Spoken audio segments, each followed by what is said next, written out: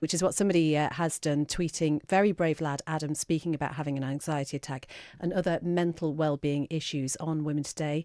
It's an important issue to bring to the public mind. Not all medics are helpful to men in this predicament." And I think that's a really interesting point, Adam. And I wonder just how much of an impact this has had, because you are a man talking about these things, and traditionally men sort of keep very quiet, don't they? Yeah, they do, as I've found out. Yeah, it's a hard one to explain. I mean, we grew up in a generation, I think, that men are supposed to be men. They're not supposed to show their emotions, which is, and I don't really. I never do. Only since I had Grayson, I found I had a bit of emotion. But when it comes to something like this, you have to talk. It's simple. You have to talk. Male, female, child, whatever. You have to talk.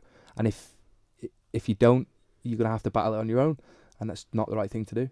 So when was the first time you did actually openly speak about this, and who was it? To friends? Was it to family? Or when was the first time you actually mentioned your problems?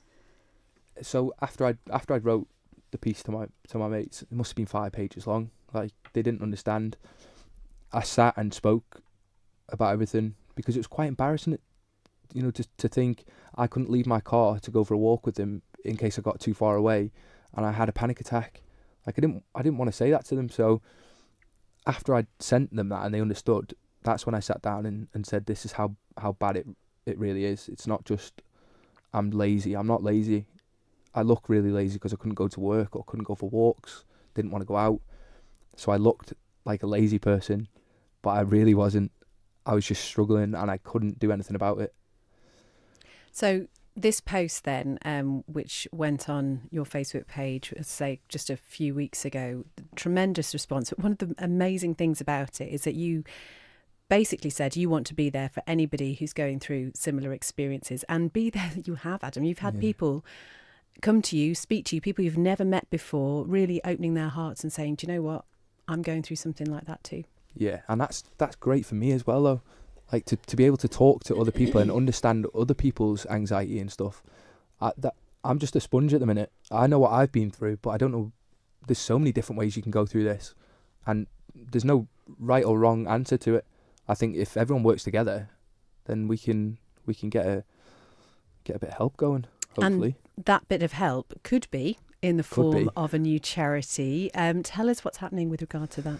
Okay, so I reached out to David Cretney and asked him what could be done and what is being done by government, and he was great. He told me everything, and I understand government is a really busy place. We've got loads on. The NHS, it's not their fault that they can't deal with all these people. So I just bounced the idea off them. Why can't we help people, or why can we not try and help people at least?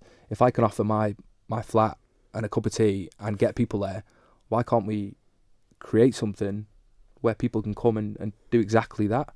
And he jumped at it straight away. He said, I'll back you to the end, 100%. I'll back you. Whatever you need, I'll back you.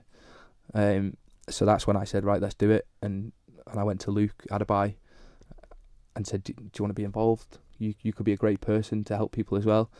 And he hasn't got off the phone since. Literally, he's putting business plans together.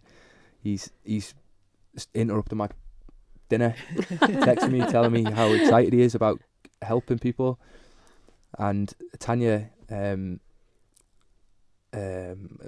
August Hansen, sorry, I know by Humbles, my bad. Yeah, I got onto Tanya as well. She's in government and she's been great, literally great. But yeah, it's a little team at the minute, and it's making strides, hopefully. Have you got any idea of what the charity might be called? Yeah, so this is a weird story.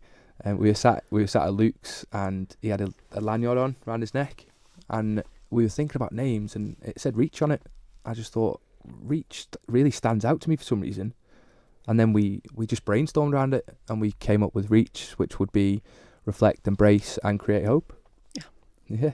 That is just brilliant. And how have your friends responded to this then? Because I think, like you're saying, it is difficult sometimes for guys to open up, and you have talked to your friends about it. Has it affected them in any way? Have they felt a bit more comfortable now in speaking? Oh, I definitely think they're more comfortable. And to be honest, they have a bit of a laugh around it, which is a great thing. I don't want them to ask me if I'm all right every 5 minutes of the day. If they have a laugh and say, are you all right to come here, or are you going to start panicking? Like, I find that a laugh, it relaxes me. And it's something I definitely needed, because I was so scared of what they were going to think of me and what everyone was going to think of me, that when they took it like they did and they can laugh about it over a pint, and let's talk about it. Because that normalises how you feel, and it makes it not a big stigma. It just makes it a normal part of life. It is a huge stigma, and it's coming down. It is, but hopefully by doing this and getting everyone talking like we are, that'll just slowly fade, and we can start to help people properly. And how have you dealt with all the attention then over the past couple of weeks? Because there's been an awful lot of it. Yeah, I mean, I look like a bit of attention seeker, don't I, at the minute? That's not what I was saying. No, I've welcomed everything, because the more we can get out there, the more we can speak about it, the more normal it becomes to talk about on the streets. If I'm walking down the street and someone says, "Oh, that's great, like, I've struggled," like, perfect, because now you're talking about it, which will relieve that pressure on you. So yeah, I've loved every minute of it, and I hope it continues. And there's talk as well, potentially, of resources with the likes of podcasts where you can have conversations with people too, which would be fantastic. Have you been able to turn to anything like that yourself? Because now, I think, over the past even couple of years, there's a lot more resources like that come out, hasn't there? Yeah, I had a good 3 months in the house where I read every book possible on anxiety. I listened to Joe Rogan every minute of my life, literally. It's brilliant. Yeah. People like Russell Brand are on. And these people are so educated on it. Just listening to them talk, completely, you come out of it and your mindset's changed. You're like, I can deal with this, whether it's via meditation or it's just by talking. Like, podcasts are perfect. I'd say go and listen to as many as you can. They're invaluable help. Ali, you and Adam have only met just about an hour and a half ago. We're best friends now. Yeah. But I just wonder, listening to everything that he's been talking about, I mean, how typical is Adam's experience, do you think? I think people have different levels of anxiety, and I think it depends on the support network that people have, and how willing they are to admit to how they feel and who they have to talk to, and the resources that they have in their workplace or in their family or in their other support networks. I think that depends. And everybody is an individual, so how a person feels or how a person approaches something or how a person thinks is all bound up in that person's own individual identity. So it's impossible to say that how one person is going to feel or what's going to happen to one person is going to happen to another person. And I think it's really important then, when we try to address that you address every person as an individual, and that you are prepared to take that person from where they are, and without expectations or without prejudice, and say, okay, let's move forward. And I'm guessing that's the whole ethos behind your business, Manx Minds. What sort of techniques then do you use to support people through these sort of situations? Okay, well, I really feel very passionate about prevention, as opposed to reacting to someone when they're in crisis. And yes, there is a place, and I'm a qualified mental health first aider, both for youth and for adult. So I definitely feel that there is a place for reacting to a crisis. But I think it's really important that we start to build resilience into people. Adam and I were talking earlier about self-harm, for example, and self-harm is an epidemic with our young people. That's a fact, it is. And it's not just that young people get to 12 or 13, I don't believe, and then think, oh yes, let's self-harm, that's a cool thing to do. And I think, yes, there are issues like peer pressure, and there are issues about hormones and changes that go on at certain ages that make people more prone to risky behaviour. But I do think that we need to be building resilience into children at a much earlier age, through nursery, through primary school, educating parents. So I trained myself in something called Mind Apples. I went to London. Mind Apples is an organisation that grew out of the 5 a day for your mind, or 5 a day for your body idea. Andy Gibson sat down in 2008 and he said, right, okay, well, what's 5 a day for your mind? Do people think about what's good for their minds? And he did some research in 2013 with the charity Mind, the mental health charity Mind, and discovered that 56% of people had never actually thought about their health, the health of their minds before. So Mind Apples wants to allow people space to stop and think, okay, what is good to do for your mind? What kind of things do you already do that maybe you could do more often, or you could take time to do that would be good for your mind? Let's stop. Let's think what resources you have that you can just help to increase the resilience of your mind. And the reality is, certainly listening to Adam's experience, is that if you don't do that sort of thing, at some point, it's most likely to catch up with you. Absolutely, absolutely.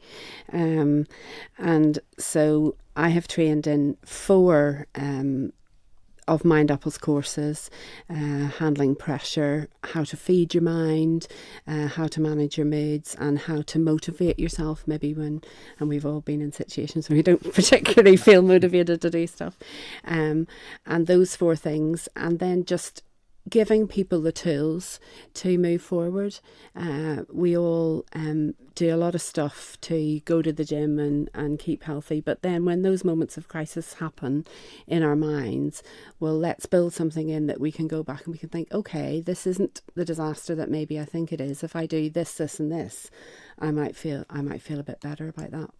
I really like that idea of, looking at how you feed your mind, because I think, we just touched on there, talking to Adam about the idea there's these podcasts out there, there's books and things. There are social media we talk about all the time as being possibly an extremely negative thing, but everything we've talked about today really has been positive. You've got Adam posting online, getting his story out there, people reacting immediately to that. We're talking about podcasts. There are things that you can go to online that can feed your mind in a positive way, aren't there? Absolutely. And there are lots of apps out there.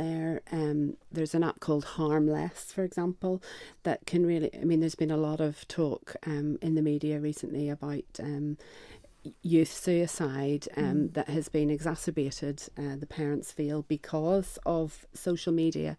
But there are also a huge amount of things out there that can help people who, feel that they are in moments of crisis, just to go to and not to feel stigmatised, and to get support from.